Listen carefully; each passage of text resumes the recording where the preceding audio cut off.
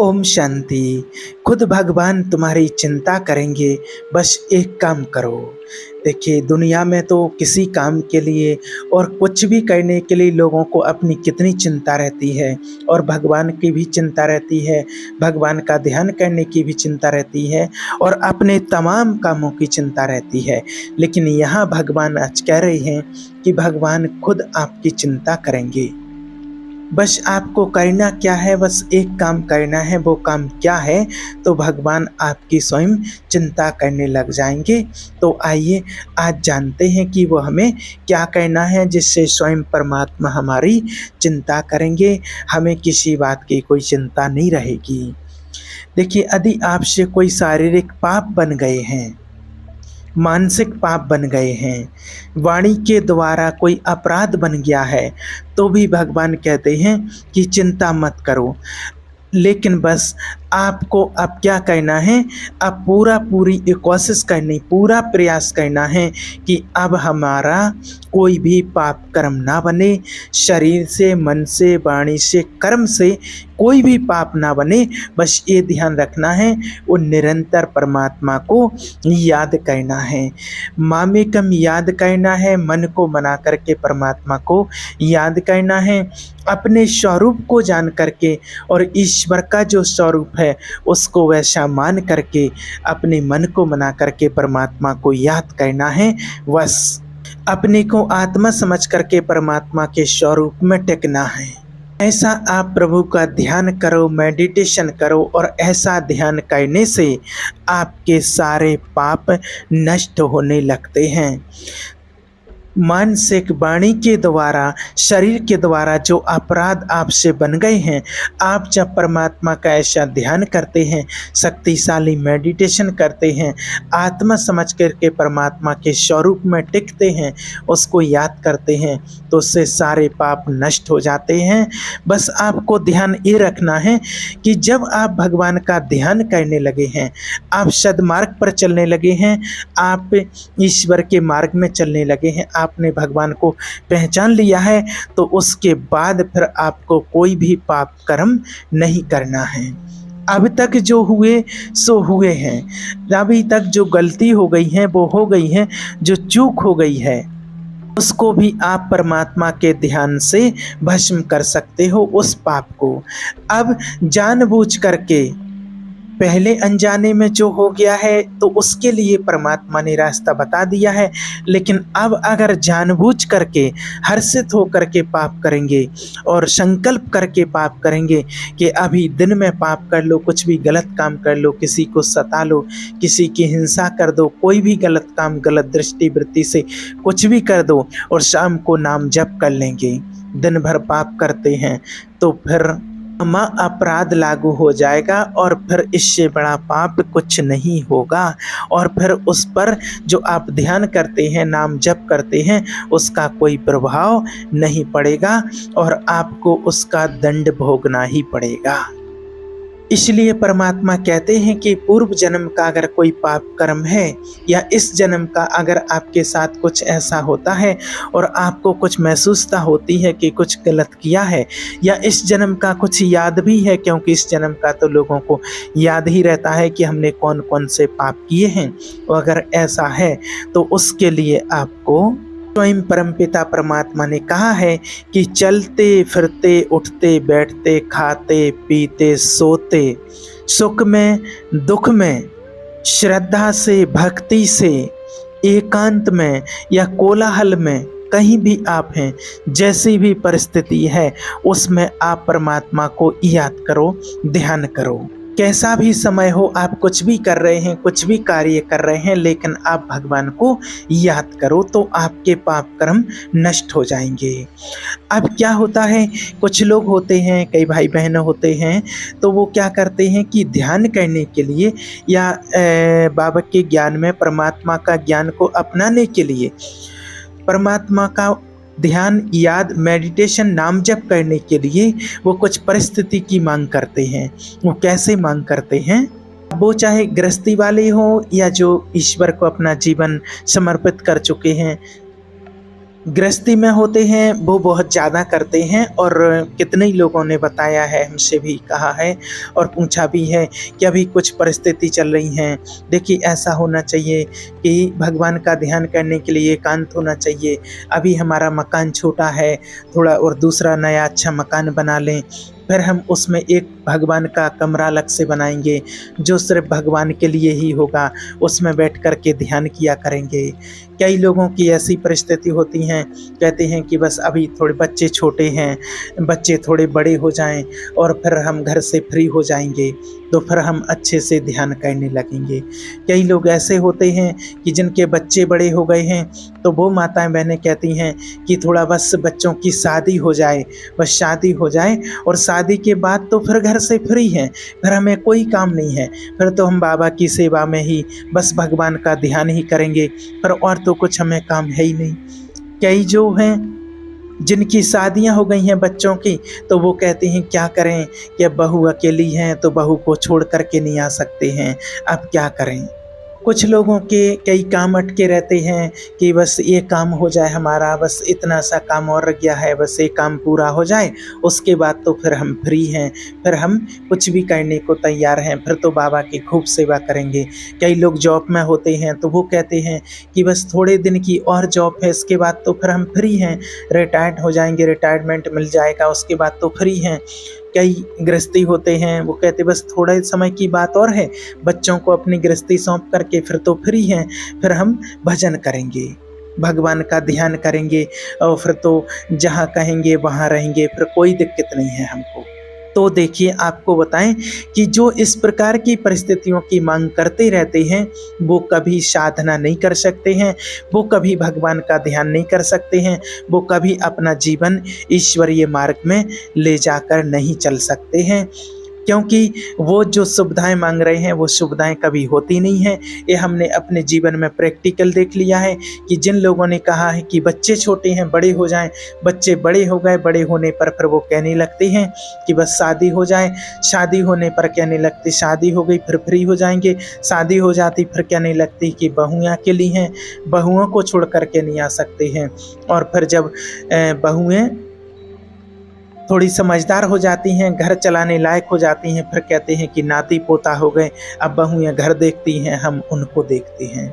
जो कहते हैं कि रिटायर्ड हो जाएं, उसके बाद फिर देखेंगे, तो वो रिटायर्ड होने के बाद फिर उनको और कहीं ये काम देखना है, कहीं कहीं कोई दुकान शॉप आदि डाल लेते हैं, कहीं बच्चों को कहीं कुछ बिजनेस देखना, कहीं कुछ देखना, तो वो कुछ ना कुछ उनको ऐसा लगा ही रहता है और फिर वो कभी भी भगवान का ध्यान नहीं कर पाते हैं। देखिए, आप घर गृहस्थी में है, परिवार में हैं, तो आपकी जो दिनचर्या है, परिवार की जो दिनचर्या है, उसको आप पूरा करते हैं। आपका जो काम है, आप घर गृहस्थी की जिम्मेवारियों को निभाते हैं। माताएं बहनें हैं तो उनका जो घर गृहस्थी संभालने का, बच्चों को संभालने का, सभी को खाना पीना, उनकी सेवा जो भी करने का वो काम है, वो पूरा अपना गृहस्थी को संभालती हैं। भाइयों का काम है, जॉब पर जाते हैं तो अपना जॉब देखते, ऑफिस देखते, कोई बिजनेस वाले हैं तो बिजनेस देखते, जिसका जो काम धंधा है वो पूरा अपना करते हैं। कोई भी ये नहीं कहता है कि अभी हमारे बच्चे छोटे हैं इसलिए आज हम ये काम नहीं कर सकते हैं। कोई ये नहीं कहते हैं कि आज हमें ऐसा काम इसलिए आज हम दुकान पर नहीं जा सकते हैं, आज हम कि जब हमारा अच्छा समय ऐसा आ जाएगा तब हम कर लेंगे। ऐसा कोई कुछ भी नहीं कहता। अपनी दिनचर्या, अपना गृहस्थी चलाने के लिए अपनी दिनचर्या को सब पालन करते हैं, तभी उनकी गृहस्थी अच्छे से चलती है। अगर किसी को बुखार भी होता है, माता बहन को या भाई कोई भी हो, तो भी वो अपने गृहस्थी के कार्य नहीं रोकते हैं, फिर भी वो करते ही हैं, नहीं तो उनका परिवार संतुलन रूप से नहीं चल सकेगा। तो आप हर परिस्थिति में, अपने हर परिस्थिति में सब कुछ करती हुई गृहस्थी के लिए समय दे रहे, अपनी दिनचर्या के लिए, तो उसी दिनचर्या में आप भगवान को भी शामिल कर लीजिए और भगवान के लिए भी आप समय दीजिए, नहीं तो आपका समय ऐसे ही निकलता जाएगा।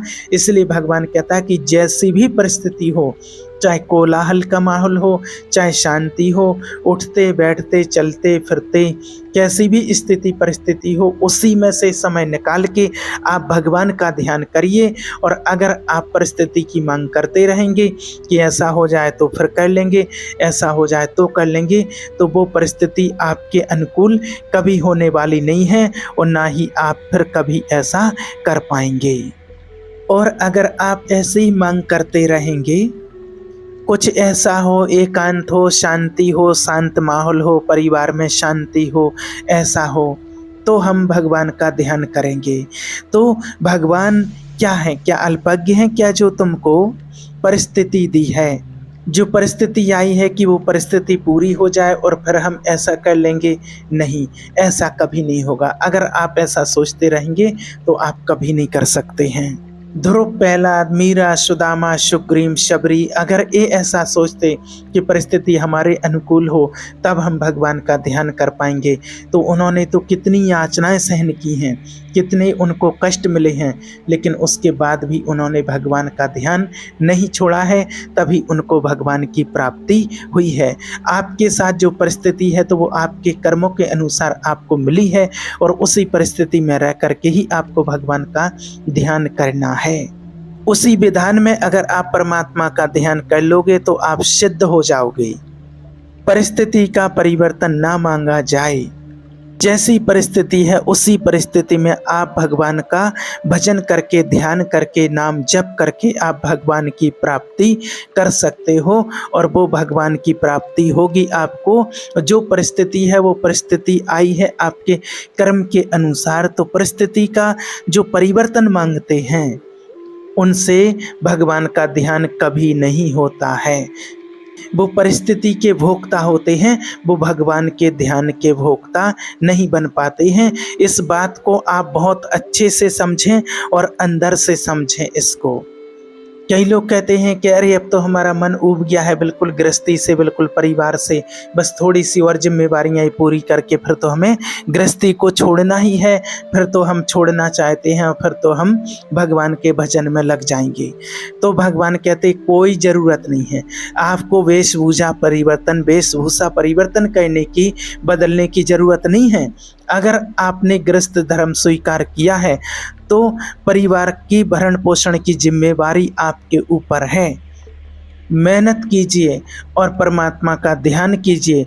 परमात्मा का ध्यान करके आप परिवार का पालन पोषण कीजिए, तो वहीं पर भी आप परमात्मा का ध्यान करके उसकी प्राप्ति कर सकते हो। और अगर गृहस्थी को छोड़ करके जाओगे, भाग करके जाओगे, तो जो कुछ तुम्हारा पुण्य बना है उससे भी तुम्हें वो सब और ख़त्म हो जाता है जो पुण्य हमारा होता है, अगर किसी परिवार को हम ऐसा छोड़ करके जाते हैं।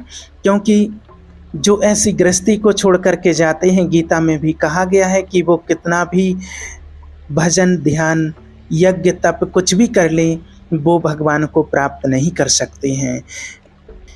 क्योंकि या तो बगीचा लगाओ नहीं, और अगर आपने किसी पौधे को लगा दिया है, बगीचा आपने तैयार कर दिया है, तो उस बगीचे को तब तक आपको सींचना है जब तक कि वो फल देने लायक ना हो जाए।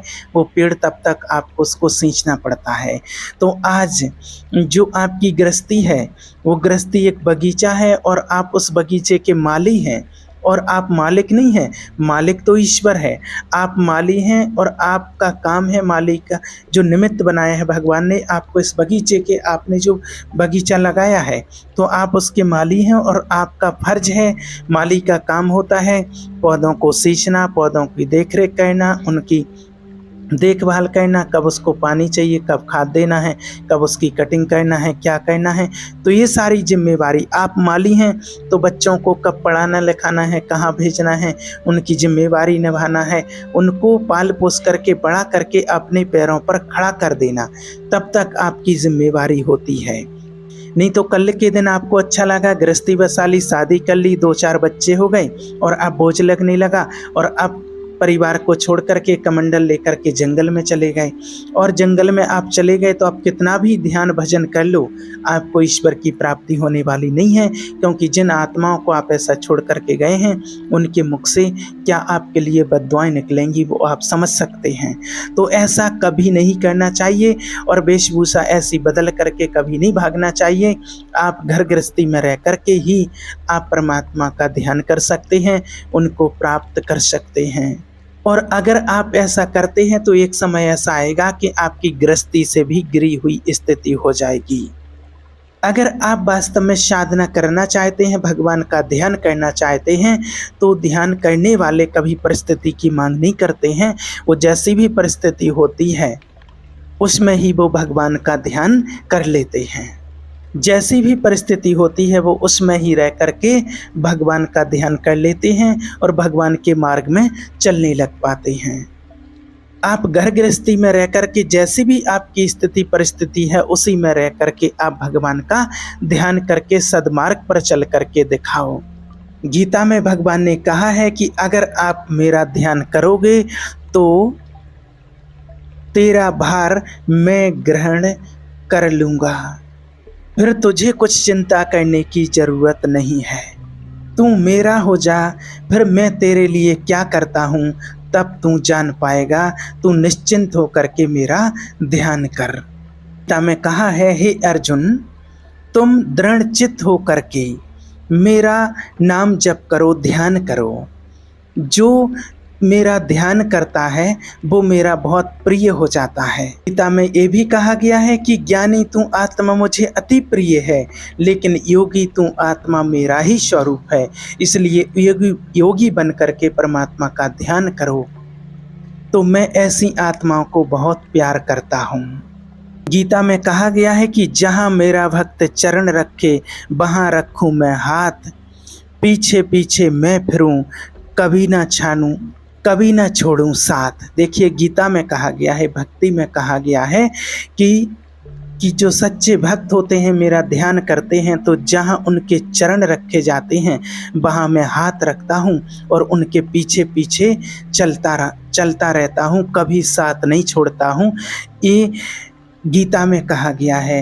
ये भक्त और भगवान की बात हो रही है और यहाँ तो हम भगवान के बच्चे हैं, भगवान ने स्वयं अपना बनाया है।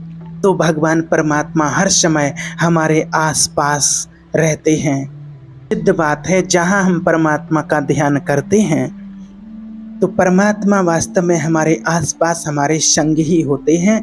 आप बस परमात्मा का ध्यान करते रहिए।